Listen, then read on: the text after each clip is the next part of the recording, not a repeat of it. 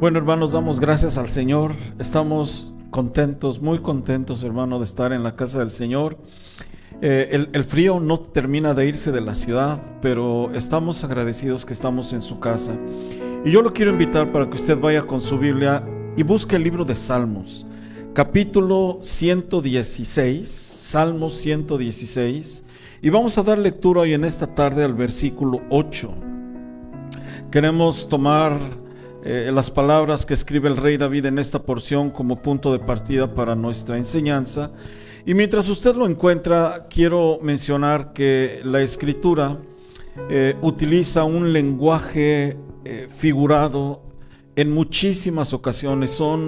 La mayoría de las porciones que encontramos en la escritura va a manejar siempre un lenguaje figurado que a través de ideas cotidianas se tratan de expresar las verdades del reino de Dios. Y dentro de ello, pues usted y yo seguramente estamos familiarizados con el hecho de que la vida del cristiano se equipara al caminar, ¿verdad? Cuando una persona va caminando por algún sendero. Bajo este orden de ideas, una persona que camina firme delante del Señor, pues entendemos que es una persona que tiene vida de oración, una persona que busca el rostro del Señor, una persona que se congrega, incluso una persona que sirve al Señor. Entonces usted y yo decimos, bueno, esta persona camina delante del Señor, anda delante del Señor. A contrario sensu, una persona que tropieza, pues es aquella persona que interrumpe su vida espiritual, que interrumpe precisamente su comunión con Dios. Son aquellas personas que dejan de andar en los caminos del Señor, pues por motivos diferentes. Hoy yo he querido abordar este tema, hermano. El tema yo lo titulé Los tropiezos del cristiano, y lo que yo le pido al Señor en esta tarde es que nos permita entender por qué muchas veces, aunque conocemos al Señor, aunque muchas veces tenemos tiempo, pero tiempo de nosotros congregarnos, resulta con que en muchas ocasiones terminamos por tropezar y apartarnos del camino del Señor. La palabra del Señor nos dice hoy en esta tarde, Salmo 116, versículo 8, el rey David escribe diciendo: pues tú has librado mi alma de la muerte, mis ojos de lágrimas y mis pies de resbalar. Padre amado, le queremos dar las gracias hoy en esta tarde, señores, una tarde hermosa. No hemos salido bien, Señor, aún del invierno, se siente todavía este clima, Señor, frío, pero hermoso para estar, Señor, en una tarde como hoy, aquí delante de usted, en su casa, Señor, rogando que a través de las porciones que hemos de revisar en la Escritura, pedirle que sea la voz suya, Señor, y sea la voz de su Espíritu Santo, hablando a las vidas de no solo quienes estamos aquí, Señor, pero de todo aquel que llegue a escuchar, Señor, esta enseñanza a través de alguna reproducción electrónica. Son tiempos, Padre, en los cuales estamos expensas a tropezar, y yo ruego que sea su Espíritu Santo que afiance nuestros pasos en el camino suyo. Oramos siempre en el precioso nombre de nuestro Señor Jesús, a quien siempre daremos honra, gloria y alabanza por los siglos de los siglos. Amén, amén, amén y amén. Tome asiento, hermano. Bueno, no sabemos exactamente qué es lo que estaba atravesando el rey David cuando él escribe este salmo. Pues bueno, si usted mira al encabezado, al subtítulo del salmo, dice plegaria o acción de gracias por haber sido librado de la muerte. Sabemos que el rey David estuvo expensas en múltiples ocasiones a riesgos, a peligros. Recordará usted pues todo el tiempo que fue perseguido por Saúl, pero también durante las batallas, las luchas que él libraba, simplemente aquella ocasión cuando enfrenta al gigante, a Goliat. Son muchas y muchas las ocasiones en las que el rey David estuvo sujeto a los peligros de la vida. Y en esta porción simplemente agradece al Señor y le dice: Señor, gracias porque usted libró, primeramente dice, mi alma de la muerte. también libró mis ojos de lágrimas y también mis pies de resbalar. En el hebreo, hermano, el vocablo que aparece en la escritura es dechi o dechi. No sé cuál es el acento, pero en el vocablo en el hebreo la palabra dechi significa caer. Cuando alguien cae, pero cuando alguien cae por causa de un tropiezo. Entonces el rey David está diciéndole: Señor, gracias porque usted libró mi vida de la muerte, gracias porque me guardó de las lágrimas, ¿verdad?, del dolor, pero también gracias porque usted ha librado mis pies que tropiecen y me hagan caer.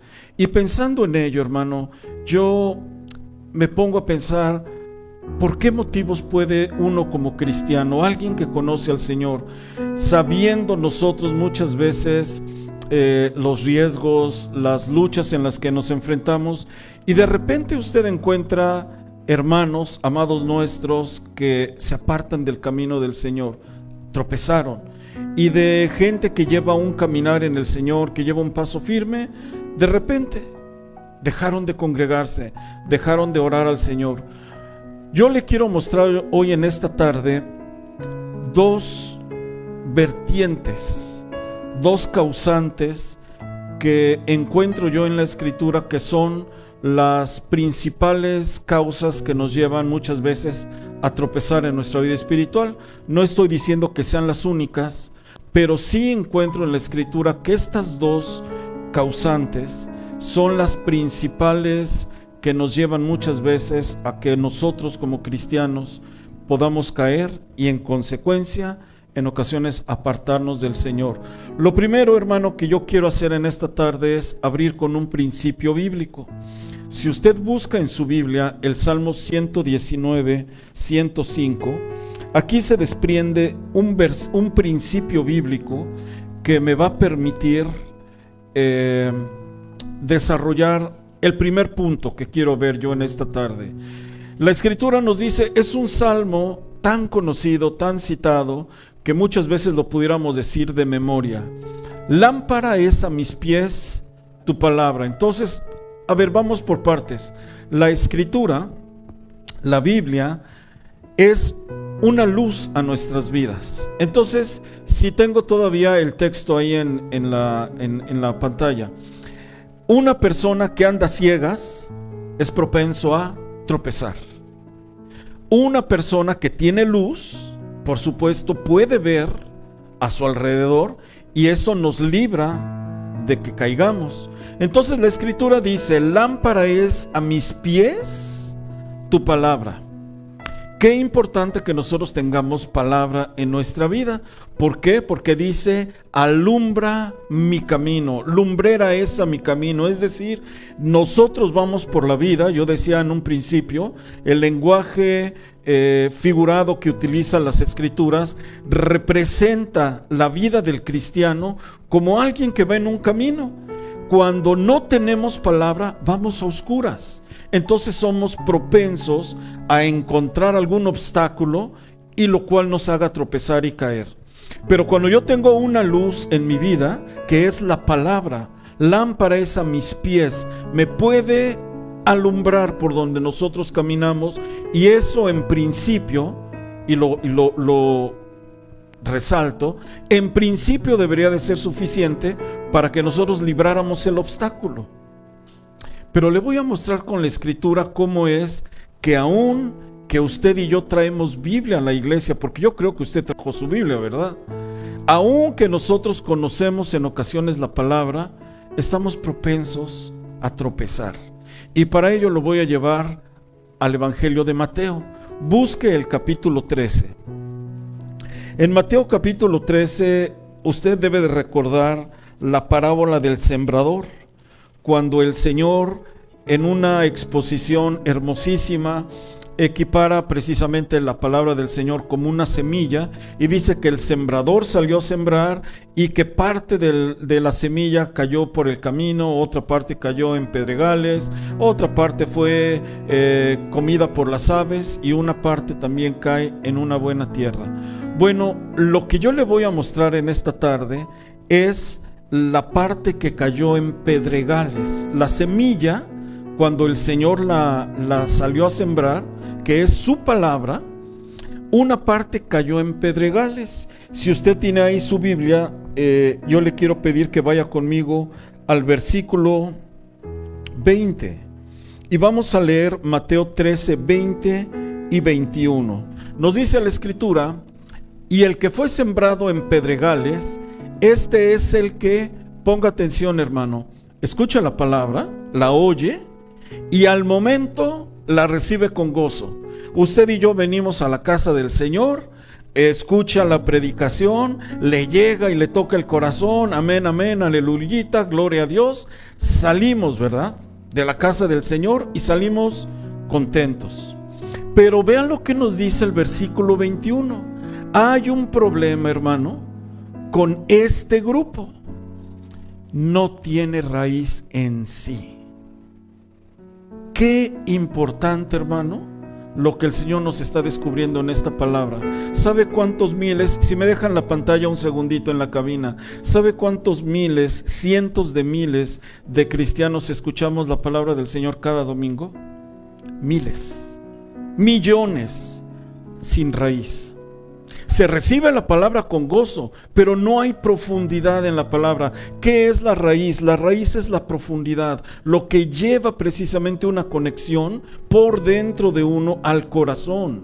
Pero cuando no hay esa raíz, es una palabra que se recibe, ¿sí?, superficialmente. Claro, nos llega, nos gusta, la recibimos con gozo, pero al no haber profundidad, no haber vida de oración, no haber una comunión con mi Padre amado, en muchas ocasiones, hermano, no tengo la estadística, porque aunque la busqué, no pude encontrar un dato.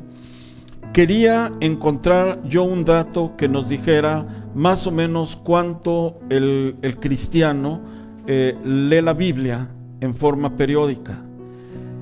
Yo tengo curiosidad de saber cuánto nosotros estudiamos la palabra, pero me atrevo a asegurar que muchos cristianos tenemos palabra de una vez por semana. Lo que venimos a la casa de Dios y escuchamos es lo poquito que hay en nuestra vida. Esto nos hace vulnerables. ¿Por qué? Porque no tienen raíz. Esa palabra no está cultivada. Se queda en la superficie. No se cultiva con vida de oración, no se cultiva con búsqueda de Dios, no se cultiva con ayuno. Entonces es una semillita que está propensa a morir. No puede profundizarse. Entonces mire lo que nos dice el texto. Es de corta duración, característica de una persona que escucha palabra de Dios cada 8 días. Y además, hermano, mire, déjeme decirle algo. Muchos púlpitos, ¿cuánto es el promedio de un mensaje en general, hermano, en una iglesia? ¿Le gusta 30 minutos? Ahora, 30 minutos no son 30 minutos de palabra, son 30 minutos de anécdotas, de chistes, 30 minutos de exhortar a la gente, pero de palabra a veces se reduce al mínimo. Y yo le quiero comentar algo. Hay un salmo, hermano, que usted lo conoce, que dice: mejor es un día en la casa de Dios que 1000 fuera de ella. Sí, el salmo es muy bonito, pero ¿cuánto dura el servicio? 1 hora y media. En 1 hora y media el cristiano ya cree que estuvo un día en la casa de Dios, con 1 hora y media. Porque verá que cuando se lee ese salmo en la iglesia, hermanos, ¿cuántos creen que es mejor un día en la casa de Dios? Dura 1 hora y media y están viendo el reloj a ver a qué hora se acaba. Es muy poca la alimentación que tenemos como hijos de Dios, muy poquita. Consecuencia de una palabra que no tiene raíz, corta duración. Entonces, ¿qué sucede cuando viene la aflicción? Tropieza. ¿Cuál es el tema de hoy? Los tropiezos que tenemos como cristianos. Entonces, la persona viene a la iglesia, sí se congrega. La persona sí escucha la palabra, pero no tiene raíz, no tiene profundidad. Entonces esa persona está expuesta a algo. Sale gozosa de aquí y se va aleluyita, pero resulta que enfrenta un problema. Hermano, me contactaron unos hermanos para pedirme que yo pudiera apoyarles con una necesidad que tenían. Un miembro de la familia de estos hermanos se divorció, siendo cristiano, se divorció y se apartó del Señor. No quiere saber ya nada del Señor, porque la esposa lo dejó. ¿Sabe qué sucede? Lo que nos dice la Escritura. Se recibe la palabra, por años ha estado en el camino del Señor, pero vino la aflicción, y como no había profundidad en la palabra, tropezó y está apartado del camino del Señor. En la experiencia que el Señor nos ha dado en este ministerio, hemos podido encontrar como esos casos todos los que usted quiera. Por lo tanto, hoy en esta tarde el Señor nos está hablando. Si nosotros sabemos que la palabra es luz y alumbra nuestro camino, debemos de considerar el siguiente punto: hacer que la semilla tenga una raíz. Y me acordé de la parábola que el Señor dijo: cuando alguna persona escucha la palabra, la escucha nada más, pero no la vive, lo compararé ¿a quién? A un hombre que construyó su casa en la arena. Así es nuestra vida como cristianos. La escucho, la recibo, pero no la vivo, porque se quedó nada más aquí, no echó raíz. Pero dice: ¿a quién compararé al hombre que escuchó la palabra y la vive, la obedece? Al hombre que construyó su casa sobre la roca. ¿Qué le pasó a ese hombre? Vinieron los ríos, golpearon los vientos, azotó con fuerza contra la casa, pero permaneció de pie. Por una razón: porque la palabra había echado raíz, habían tenido los cimientos bien puestos sobre la roca. Por lo tanto, como cristianos, a veces no estamos considerando que la vida nos expone. Olvídese del divorcio, puede ser una enfermedad, puede ser un problema legal, pueden ser muchas las situaciones que nos expongan ante la tristeza, el dolor, y cuando uno no tiene raíz, tropieza. Y el Señor nos está llamando hoy en esta tarde, porque es una realidad. Muchos de nosotros, la palabra que hay en nuestra vida es de corta duración, y por ello, cuando llega la aflicción, estamos batallando. Yo le quiero preguntar: ¿por qué hombres como José, que fue vendido por sus hermanos y después encarcelado injustamente, él no tropezó? Lo encontramos firme en su caminar, aún en medio de todo ello. ¿Por qué mujeres como Noemí, que perdió al esposo y perdió a sus 2 hijos, y en medio de su dolor ella continuó caminando, y la encontramos hacia el final del libro de Ruth, teniendo en sus brazos a lo que sería el abuelo del rey David? ¿Por qué nosotros podemos encontrar en la Escritura hombres como Job, que perdieron todo? Perdieron riquezas, perdieron sus tierras, perdieron la familia, perdió la salud, y el hombre siguió caminando. Entonces, ¿por qué hombres atraviesan por todo el dolor y no tropiezan? Y otros de nosotros, ante mucho menos de lo que ellos vivieron, estamos caídos, estamos derribados y no tenemos ni siquiera las fuerzas para podernos levantar. Esto me deja ver que las vidas espirituales de aquellos hombres tenían una fortaleza espiritual mucho más grande que tristemente la de muchos de nosotros como cristianos hoy en el siglo XXI. Por lo tanto, hermanos, si no tenemos una palabra que esté echando raíz en nuestra vida, que esté cultivada, una palabra que nosotros tengamos la oportunidad durante la semana de continuarnos nutriendo de ella, llegarán las pruebas, soplarán los vientos, golpearán contra nuestras vidas, y si no hay esa profundidad, estamos expensas a tropezar. Segunda causa que yo encuentro, hermano, esta en alguna ocasión tuvimos oportunidad de revisarla, pero yo le pido que me dé oportunidad de que en esta tarde podamos retocar lo que el Señor habla precisamente en el capítulo 6 de Mateo. Perdóneme, capítulo 11. Mateo 11:6. En alguna ocasión, hermano, llegamos a mencionar la vida de Juan el Bautista. Es una de las vidas más sobresalientes en la Escritura. Un hombre que destacó. El Señor llama a Juan el Bautista como que no hay ningún hombre mayor que Juan, nacido entre los nacidos de mujer. Y Juan el Bautista tiene un ministerio crucial precisamente en el ministerio de nuestro Señor Jesús. Él es aquel que vino a preparar el camino del Señor.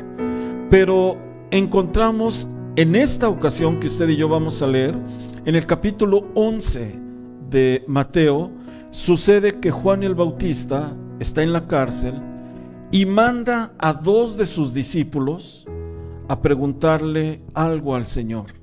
Yo le quiero pedir, hermano, que aunque estamos familiarizados con esta porción, pongamos atención en la lucha que está teniendo Juan.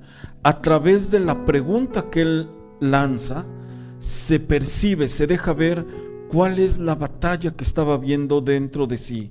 Así que yo voy a ir dando lectura, hermano. Permítame darle lectura de corrido, del versículo 1 al versículo 6. Y en un momento nos vamos a detener para poder analizar esta porción. La Escritura dice así, Mateo 11, desde el 1 al 6. Cuando Jesús terminó de dar instrucciones a sus 12 discípulos, se fue de allí a enseñar y a predicar en las ciudades de ellos. Ahora vea el versículo 2. Al oír Juan en la cárcel los hechos de Cristo, le envió 2 de sus discípulos para preguntarle. ¿Qué le preguntó? ¿Eres tú aquel que había de venir o esperamos a otro? Respondiendo Jesús les dijo, id y haced saber a Juan las cosas que oís y veis. A ver, los ciegos ven, los cojos andan, los leprosos son limpiados, los sordos oyen, los muertos son resucitados y a los pobres es anunciado el Evangelio. Y bienaventurado es el que no halle en mí tropiezo. Muy bien, ¿qué está pasando aquí, hermano? La situación de Juan es una situación muy particular. Juan, un hombre consagrado, hermano, desde el vientre dice que fue lleno del Espíritu Santo. Toda una vida preparado especialmente para anunciar la llegada del Señor, para que el pueblo pudiera estar preparado a la llegada de nuestro Señor Jesucristo. Y resulta que fue encarcelado. Las causas por las que fue encarcelado no es el punto en esta noche, pero estaba Juan ahí en la cárcel. Entonces nos dice el versículo 2, al oír Juan en la cárcel, ¿qué es lo que oía, hermano? Los hechos de Cristo. A ver, si tenemos en la cabina el versículo 2, nos dice la palabra que Juan oía los hechos de Cristo. ¿Qué oía, hermano? A ver, déjeme tratar de hacer un ejercicio y intentemos, hermano, entrar a esa prisión donde estaba Juan y sentémonos junto a él y vamos a ver qué cosas le llegaban al oído de Juan. Llegaban sus discípulos y le decían, Juan, ¿qué crees? El Señor caminó sobre el mar. Ay, pues Juan está dentro, pues gloria a Dios, ¿no? Y luego venían y le decían, alimentó a 5,000. ¡Wow! Y Juan está dentro ahí, ¿eh? Y luego venían y le decían, resucitó a uno que estaba 4 días muerto, oró y resucitó. Y Juan está escuchando todo lo que hace el Señor. Pero Juan, ¿dónde está? En la cárcel. Entonces ya aquí yo creo que ya Juan ya está un poquito inquieto. Juan, el leproso, llegó el Señor, le puso la mano encima y se limpió en el instante. Entonces Juan ya está más inquieto. ¿Y a mí por qué no me saca de la cárcel? ¿Y por qué a mí me tiene aquí? O sea, camina sobre el mar, multiplica el pan y alimenta multitudes, resucita a uno que está muerto por 4 días, reprende la tempestad, hace cientos de milagros por todos lados, y yo que le he servido, yo que he dado mi vida para el ministerio, yo que desde el vientre de mi madre he estado consagrado para preparar el camino de su venida, yo estoy en la cárcel. En ese momento, Juan lanza una pregunta, y la pregunta deja ver toda la lucha interna que tenía Juan. ¿Qué le manda a preguntar? Versículo 2 dice: al oír Jesús en la cárcel los hechos de Cristo, al oírlo, le manda 2 discípulos y le pregunta, versículo 3, ¿qué es la pregunta que tenía Juan en su corazón? ¿Eres tú el Cristo? ¿Eres tú el que había de venir? ¿Eres tú el Mesías? A ver, hermano, deténgase un segundito. Hemos dicho aquí que Juan sabía que él era el Señor. Por una razón, nos dice la Escritura que cuando el Señor iba, Juan dijo: he ahí al Cordero de Dios que quita el pecado del mundo. Lo dijo, ¿verdad? Entonces Juan sabía que el Señor era el Mesías. Y no recuerda que en otra ocasión dice Juan: a mí me fue dicho que sobre aquel que descendiera el Espíritu Santo como paloma, ese es el Mesías. Y Juan lo vio. En el bautismo del Señor en el agua, Juan pudo ver el cumplimiento de esa palabra que se le había dado. Entonces Juan sabe que el Señor es el Mesías. Pregunta. Entonces, ¿por qué le mandó a preguntar: ¿eres tú el que había de venir o esperamos otro? La Escritura no nos dice por qué lo preguntó, pero yo le voy a decir una posibilidad. Cuando yo estoy afuera de la cárcel, es fácil decir: Él es el Todopoderoso. Cuando yo estoy fuera de la cárcel, es fácil decir: Él es mi sanador. Cuando yo estoy afuera de la cárcel, yo puedo decir: Él es el Mesías, es el Hijo de Dios. Pero cuando yo estoy adentro de la cárcel y veo que a todos los sana, y veo que a todos les da, y a todos les multiplica el pan, y a todos los resucita, y a mí que estoy en la cárcel no, entonces ya me empiezo a preguntar si verdaderamente Él es el Todopoderoso. Si esto lo podemos comprender, Juan está teniendo una lucha. Y yo le voy a decir esto: como cristianos, yo puedo venir y congregarme. Yo puedo estar aquí en la casa del Señor hoy en esta noche, y yo puedo creer muchas cosas que el Señor dice en su palabra, pero en cuanto lleguen las aflicciones y yo ore y no se resuelven, y en cuanto vengan los problemas y yo estoy esperando que el Señor va a actuar y no lo hace en la forma o en el tiempo que yo quisiera, entonces ya no es tan fácil decir: sí, Él es el Hijo de Dios, Él es el Salvador del mundo. En ese momento, hermano, es muy probable que, como Juan, terminemos por cuestionarnos y decir: ¿verdaderamente eres tú el Hijo de Dios? ¿Verdaderamente eres tú el Mesías? ¿Eres el que había de venir? Entonces estamos encontrando que hay una situación que está poniéndole tropiezo a Juan. ¿Cuál es, hermano? Versículo 6. La respuesta que el Señor le da a Juan es una respuesta divina, hermano. Es una forma en la que nuestro Señor Jesucristo está defendiendo su soberanía. Porque le dice muy sencillamente, si me ayudan en cabina, versículo 6, Mateo 11:6. Y el Señor, bueno, hermano, me gusta mucho el "y" que hay antes. Porque en el versículo 5 le dijo el Señor: díganle a Juan, los ciegos ven, los cojos andan, los muertos son resucitados, los leprosos son limpiados. Y hay una adicional a la respuesta: y bendito es el que no halle en mí tropiezo. ¿Qué le está diciendo el Señor a Juan con esto? Yo soy soberano, Juan. Yo soy un Dios soberano. Yo puedo sanar a 5,000, perdóneme, alimentar a 5,000. Puedo sanar al paralítico, puedo resucitar a los muertos. Pero yo sé el tiempo en el cual contestaré esa oración. Yo sé el tiempo en el cual yo voy a dar respuesta a esa necesidad. Bendito el que no halle en mí tropiezo.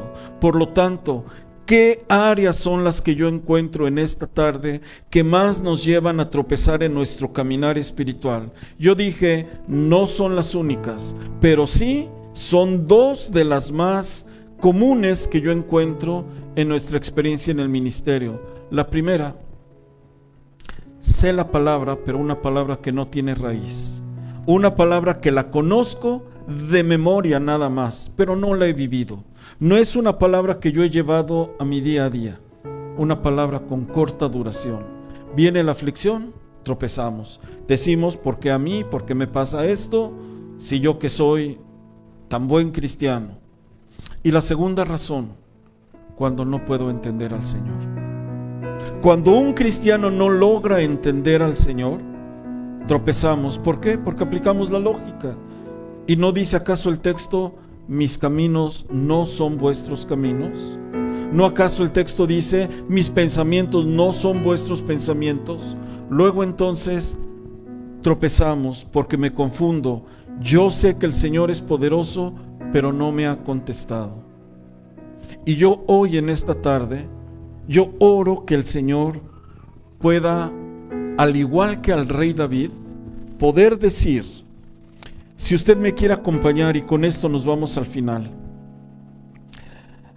¿por qué pudiera ser, hermano, que una persona que conoce al Señor como Juan, por qué pudiera ser que una persona que tiene un caminar en el Señor firme, sólido, como un siervo, como lo fue Juan el Bautista, de repente tropezar? Le llevo una porción en el libro de Daniel y con esto nos vamos para el final. Daniel capítulo 11 verso 35. Si usted está aquí y en algún momento hemos llegado a tropezar, o usted conoce a alguien, hermanos en Cristo, que han en algún momento, hermano, tropezado y en ocasiones han interrumpido su caminar en el Señor, yo le tengo una palabra. En el libro de Daniel, en el capítulo 11, verso 35, la Escritura dice, escuche lo que dice el Señor, hermano. También algunos de los sabios, el vocablo en el hebreo es los entendidos, caerán, pero ¿para qué, hermano? Para ser depurados, limpiados y emblanquecidos. ¿Qué le parece? ¿No da usted gloria al Señor por esto? A veces, hermano, atravesamos por dificultades, atravesamos por luchas, tropezamos, hermano, y el caminar firme que llevábamos de repente se ve interrumpido. Pero en su misericordia el Señor dice, bueno, algunos entendidos, sabios, conocedores, caerán, pero no es para destrucción, porque serán depurados, serán limpiados y serán emblanquecidos. Y yo oro que si en esta tarde alguno estuviéramos en alguna situación donde nuestra fe está tropezando, nuestra confianza en el Señor está tropezando, que podamos levantarnos y podamos entender que todo obra para bien, para aquellos que conforme a su propósito somos llamados. Termino, hermano, con el texto con el que abrimos, Salmo 116, y vamos a leer los versículos 8 y 9, y con esto queremos orar. El rey David nuevamente nos dice, tú has librado mi alma de la muerte, has librado mis ojos de lágrimas y has librado mis pies de resbalar. ¿Qué dice el versículo 9? Por lo tanto, andaré, caminaré, continuaré con mi vida como la llevaba, pero ¿cómo, hermano? Delante de Jehová, en la tierra de los vivientes. Hermano, La vida cristiana es hermosa.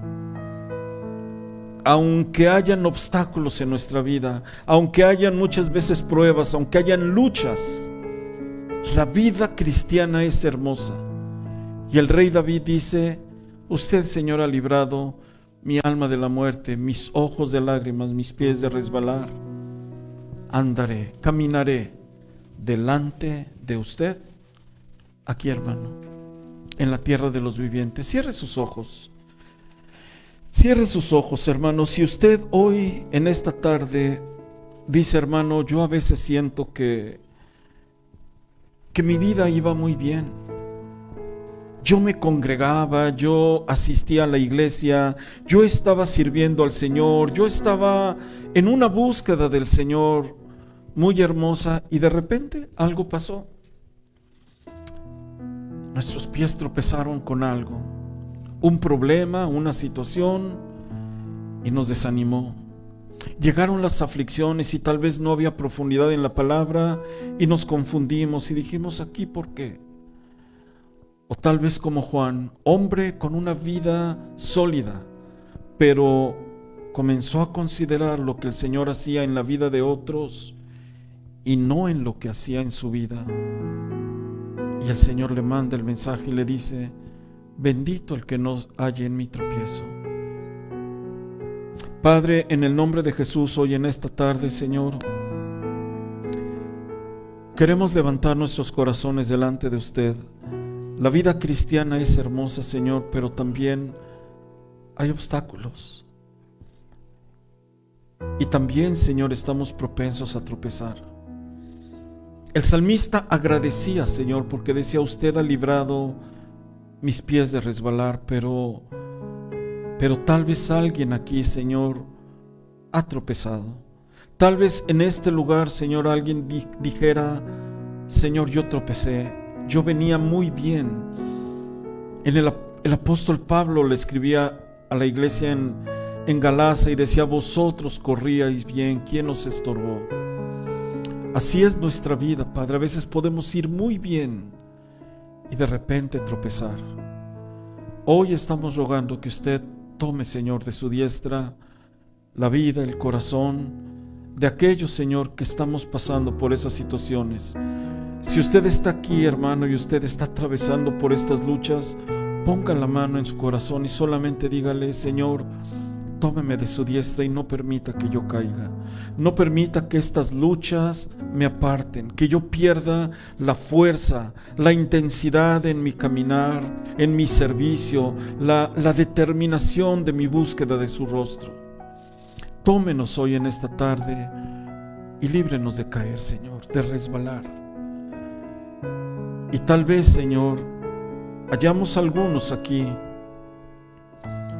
que nos confundimos porque vemos que a muchos hermanos nuestros usted les ha respondido sus oraciones, les ha sanado, les ha provisto en casa, ha otorgado, Señor, las peticiones de sus corazones, y nosotros seguimos como Juan, esperando, Señor, nuestro tiempo. Pero hoy queremos tomar, Señor, la respuesta que usted da. Benditos los que no hallemos un tropiezo en lo que usted hace. Queremos dejar que usted, que es sabio y es además soberano y es todopoderoso, los tiempos están en sus manos, Señor. Y al tiempo suyo, usted responderá a nuestras peticiones. Hoy en esta tarde, Señor, yo ruego que usted afiance nuestro caminar, Señor, delante de usted, como dijo David: caminaré delante de Jehová. Aunque a veces hayan cosas, Señor, que quieren estorbar mi caminar, andaré, caminaré, me levantaré, Señor, y continuaré con el caminar que hasta ahora, Señor, hemos venido. Determinamos hoy en esta tarde continuar dando un paso más, Señor, y no detener nuestro caminar en usted, porque creemos que a su tiempo, Señor, usted hará. Por ahora, Señor, yo le ruego que libre nuestros pies del tropiezo y que permita que el caminar de sus hijos, Señor, pueda ser un paso constante. Habrán luchas, Señor, pero usted nos llevará a través de ellas. Rogamos, Padre, por la bendición de esta semana. ¿Quiere ponerse de pie? Es inicio de semana, Señor, es primer día de la semana. Se despliega delante de nosotros una semana completita del mes de marzo. Increíble, Señor, ya estamos a la mitad del tercer mes de este año. Pero queremos rogar, Señor, que la bendición suya alcance nuestras vidas, Señor, no solo de quienes estamos aquí, de todo aquel, Padre, que escuche esta enseñanza. Centro Cristiano, que Jehová te bendiga y te guarde. Que el Señor bendiga tu entrada y tu salida. Que el Señor bendiga tu pararte y tu levantarte. Que el Señor prospere toda la obra de tus manos. Que te dé gracia delante de tus patrones, de tus empleadores. Que el Señor te prospere en tu trabajo. Que el Señor haga multiplicar el ingreso que Él provee a través de tu trabajo para que tú puedas alcanzar a conseguir todas aquellas cosas que necesitamos para el día a día. Señor, que usted nos otorgue las fuerzas y que usted permita, Señor, que aún, Señor, en medio de tiempos difíciles, la luz suya brille en nuestras vidas. Señor, rogamos que en este día usted abra su buen tesoro, el cielo, y derrame bendición abundante sobre nuestras vidas, nuestras casas, nuestras familias, y en medio de todas las luchas nos otorgue paz. En el nombre precioso de nuestro Señor Jesús, a quien siempre daremos honra, gloria y alabanza por los siglos de los siglos, el pueblo de Dios dice: amén, amén, amén y amén. Que el Señor nos bendiga, hermanos. Vayamos con cuidado con la bendición del Señor. Escuchamos un poquito ahorita que estaba cayendo, no sé si granizo, así que vayamos con cuidado.